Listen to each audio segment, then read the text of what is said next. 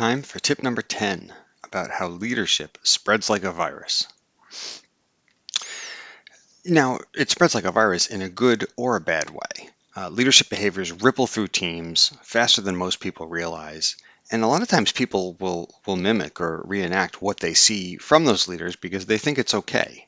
And so healthy leadership creates momentum, excitement, whereas toxic leadership creates just resistance, resentment, and a whole bunch of sort of bad behaviors. And culture is really about what leaders do, not necessarily what they say. And again, people are watching because teams adopt the tone and the habits that they model from the top. So the question is, as a leader in your organization, what behaviors are you spreading? So good leadership is contagious, where leaders set the temperature of the room. When they show calm, the team is grounded. They're respected and trusted, right? That becomes the norm of the team, where transparent decision making encourages openness. Accountability at the top encourages accountability across the team. And a strong leader can elevate everyone's performance. And I'm really a big fan of being genuine. And when a leader is genuine, people can tell, and that person gets credibility and is a leader that people want to follow.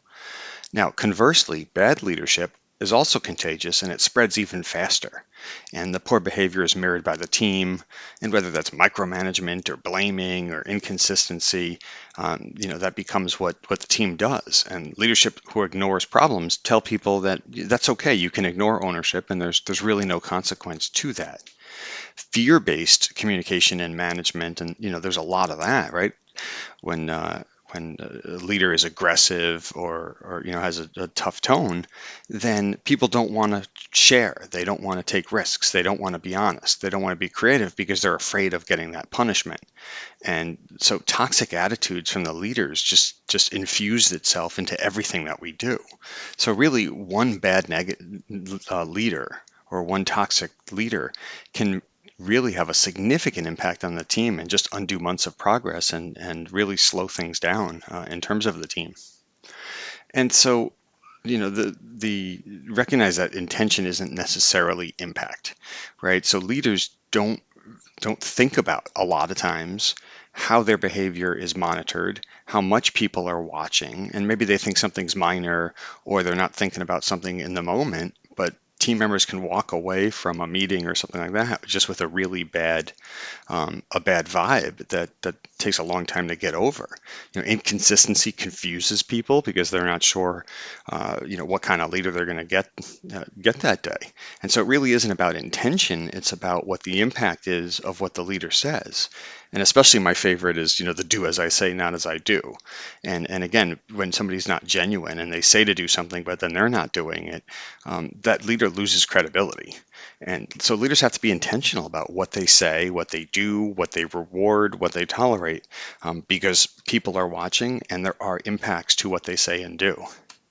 And so finally, you want to be contagious. You want to be the leader that people want to catch.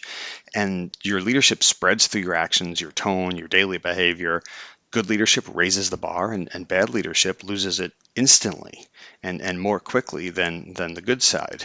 And the culture you lead becomes what you live in, what your team operates with.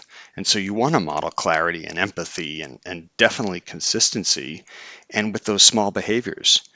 You aim to be the leader whose influence improves everyone you touch because people catch leadership and you want to make it worth catching. And a lot of this is about being deliberate in how you show up and what you say and you do, which comes down to self-awareness. And so hopefully my thoughts have been contagious and you learned something today. And if not, go see the doctor. Thanks.